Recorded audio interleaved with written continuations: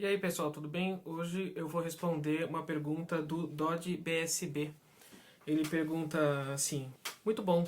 Também poderia falar e exemplificar em outro vídeo um pouco sobre o conceito de emiola na música francesa. Não consigo compreender. Dodge BSB, obrigado pela sua pergunta. Eu me compadeço da sua dor na não compreensão da emiola, porque existe uma espécie de uma defasagem no nosso aprendizado desse recurso de deslocamento de acentuação rítmica. Eu lembro que na graduação eu não ouvi falar nesse termo, né? E eu só cheguei a ouvir falar nesse termo quando eu estava iniciando os meus estudos na música barroca. E agora, a própria dificuldade de falar de emiola já começa na própria palavra. Se a gente for procurar no dicionário de língua portuguesa, a gente vai encontrar a palavra emiólia, né? E a gente fala emiola ou emiola, mas emiólia a gente não encontra. Por exemplo, recentemente eu aprendi, né, e agradeço ao meu querido amigo Rafael Vicoli por isso, aprendi que em vez de Bela Bartok, a pronúncia correta seria Belo Bartok. E é difícil a gente ter que mudar esses nossos hábitos de fala, então fica o desafio aí para quem agora está sabendo que não existe nem emiola nem emiola, e sim emiólia.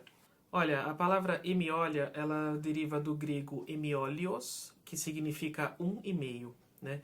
E depreende-se que exista uma relação de 3 para 2 numa razão aritmética.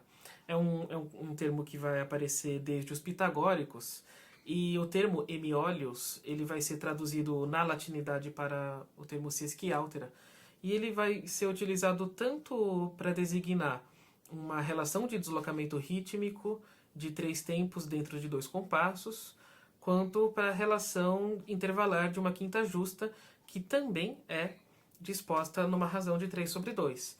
Né? Só falando rapidamente do monocórdio pitagórico, ele vai definir diversas relações aritméticas ali, né, na questão da afinação justa, dizendo que o uníssono é o número 1 inteiro, a oitava é 1 sobre 2, a quinta é 3 sobre 2, quarta justa 4 sobre 3, terça maior 5 sobre 4, etc, etc. Né? Bom, só um parênteses, né? Essas relações numéricas elas são referentes à afinação justa, não à afinação pitagórica.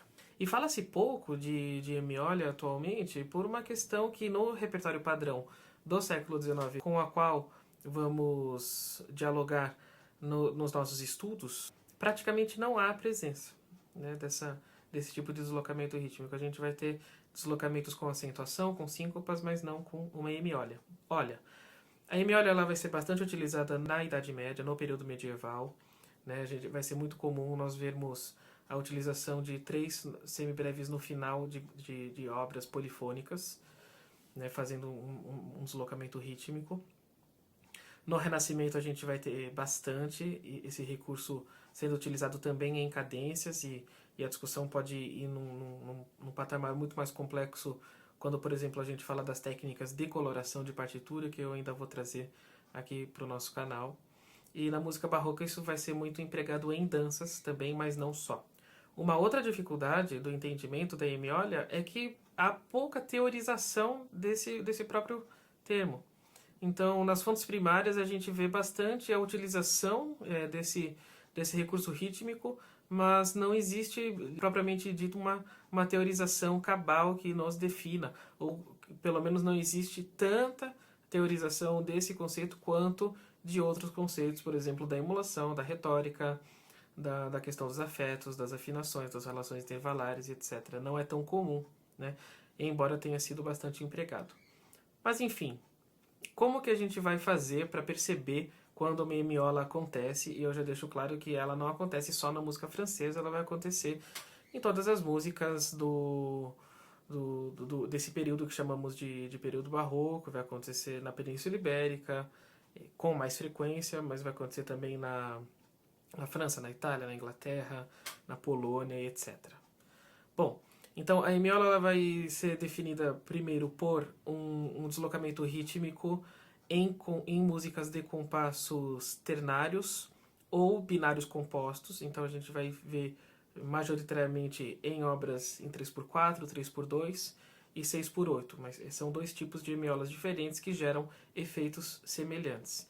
A ideia é nós mudarmos um deslocamento que acontece de 1, 2, 3, 1, 2, 3, né? E a gente mantém essa subdivisão, mas muda a acentuação.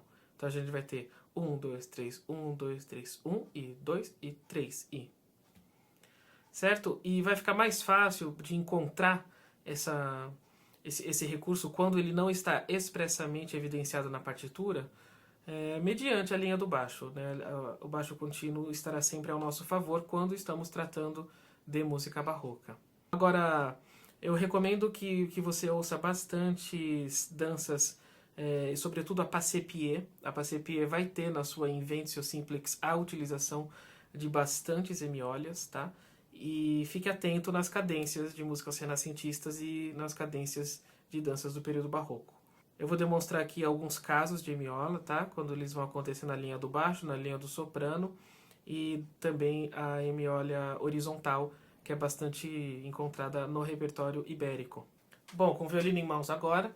Então, o primeiro caso de hemiola que eu vou mostrar aqui é quando ela acontece numa cadência e o baixo contínuo nos evidencia de uma maneira bastante expressa, embora não esteja claramente na partitura, mas na pulsação rítmica isso vai acontecer, né? Então eu vou tocar aqui um tipo de cadência bastante comum, né, na música do século XVIII, sobretudo na primeira metade, e também vamos encontrar muito esse tipo de cadência em repertórios pós-corellianos, portanto, a partir de Corelli, passando por Telemann, Handel, Bach, né, Vivaldi, etc., a gente vai ter bastante esse tipo de coisa. Então a gente vai ter, por exemplo, né, 2 compassos ternários e 2 compassos virarão um grande ternário.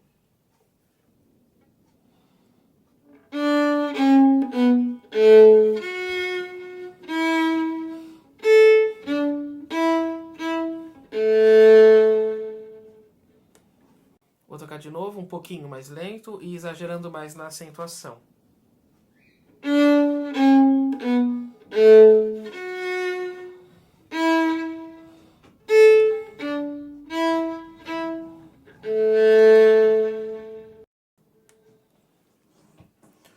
O outro caso de hemiola vai ser quando a gente consegue evidenciar a partir da linha do soprano com bastante evidência, como por exemplo na Passé-Pied do sexto quarteto parisiense de Telemann. Na partitura vocês já vão poder ver, né, que nesse penúltimo compasso ele está aglutinando 2 compassos em um só, então se vocês perceberem a música está em 3x8 e esse compasso especificamente está em 3x4, portanto evidenciando de uma maneira bastante clara a utilização de uma hemiola.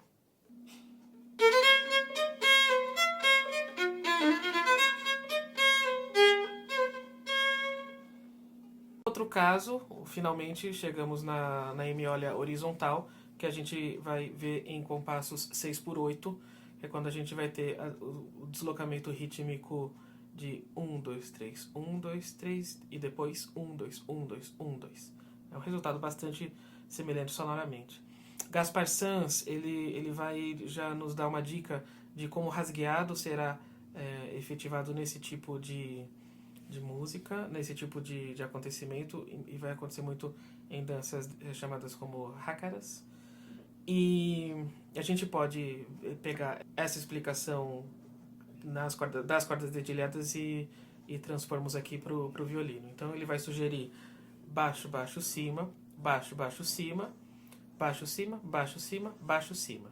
Portanto...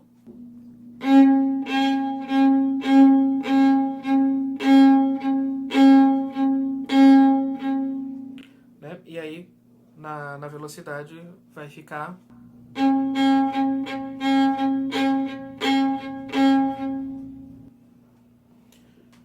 Bom, então esse foi um guia prático de detectação de hemiolas. Espero que tenha te ajudado. Pretendo abordar esse assunto mais vezes aqui no canal, porque é um termo bastante utilizado no nosso feitio de música antiga, mas existem poucas teorizações. Acho que vale a pena nós nos aprofundarmos aqui no assunto, mas ele pode ficar árido um pouco. vamos aos poucos. Desejo a todos uma vida longa e próspera e tchau!